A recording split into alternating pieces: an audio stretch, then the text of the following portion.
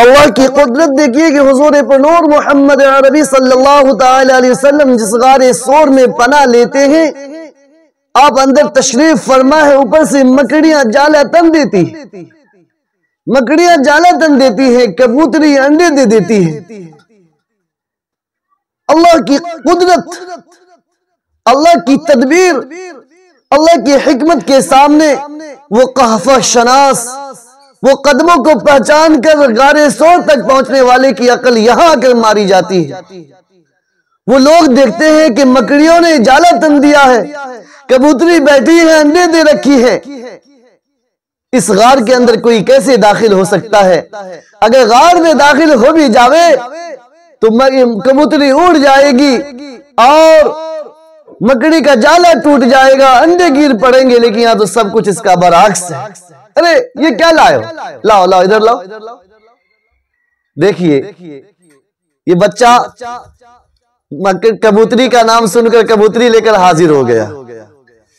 अब यहां पर भी कई मसाइल हैं, यहां पर भी कई मसाइल हैं, और वो ये है कि क्या कबूतर का पालना दुरुस्त है? ये तो एक आजाद परिंदा है, इसको आप कैद कर सकते हैं क्या?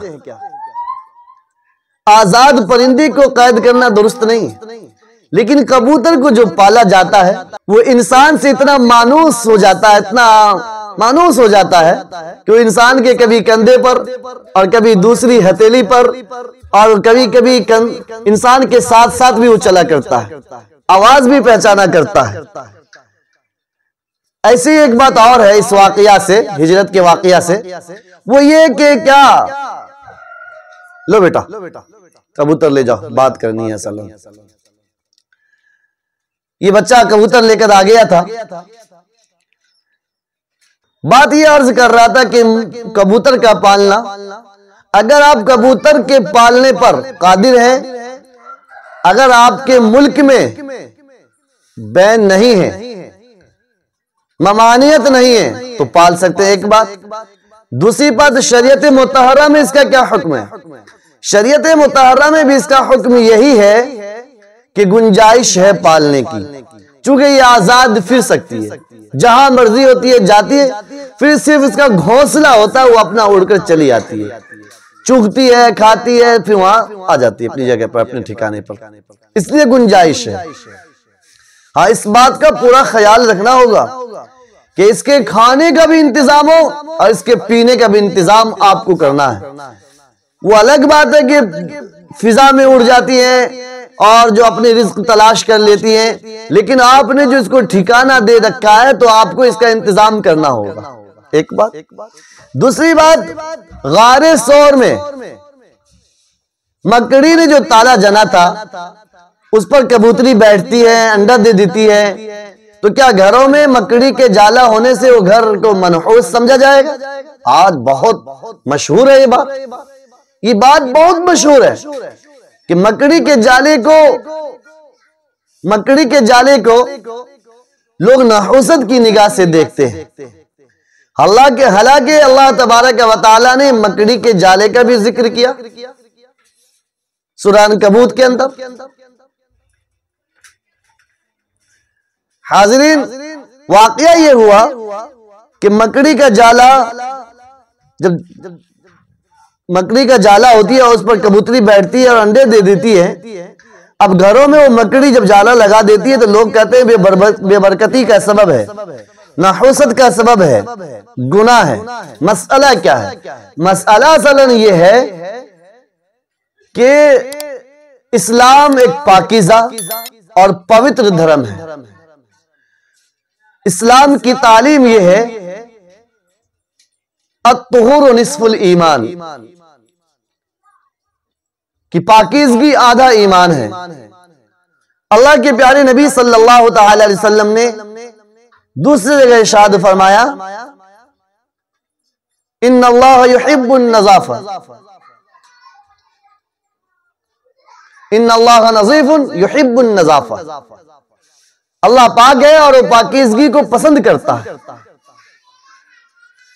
मकड़ी का जाला इस बात की अलामत और पहचान है शनाख्त है कि यहां कोई रहने वाला नहीं है, सफाई करने वाला नहीं है, पाकीज़गी इख्तियार करने वाला नहीं है। जैसे कि उस गार पर मकड़ी के जाले ने तन दिया और लोगों के दिमाग में बात आ गई कि लोग आते दाखिल होते तो मकड़ी का जाला टूट जाता, कबूतरी उड़ जाती। क्या पता चला कि कोई आया नहीं है, कोई अंदर दाखिल हुआ नहीं है, उनकी अकल तो मारी गई थी। ऐसी किसी घर में कोई इंसान रहे तो इंसान के रहने का सबूत दे कि हम इसमें रहते हैं, या मकड़ी का जाला नहीं रह सकता। ये पाकीज़गी के सिफत से है। अपने रहने का सबूत दे के पाक और साफ रखे। हाँ, गंदगी की वजह से मलाइका रहमत को दुश्वारियां होती हैं।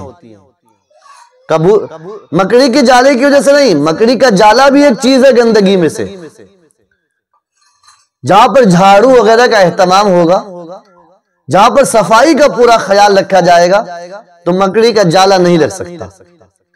हाँ, जब इंसान गफलत में, सुस्ती में, काहिली में, लापरवाही में जिंदगी गुजारता है तो उसके हर घर के हर कोने में मकड़ी का जाला मिलेगा।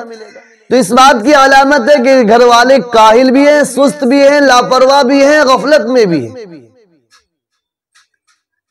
और यही वजह है कि बेबरकती का सबब बन जाता है।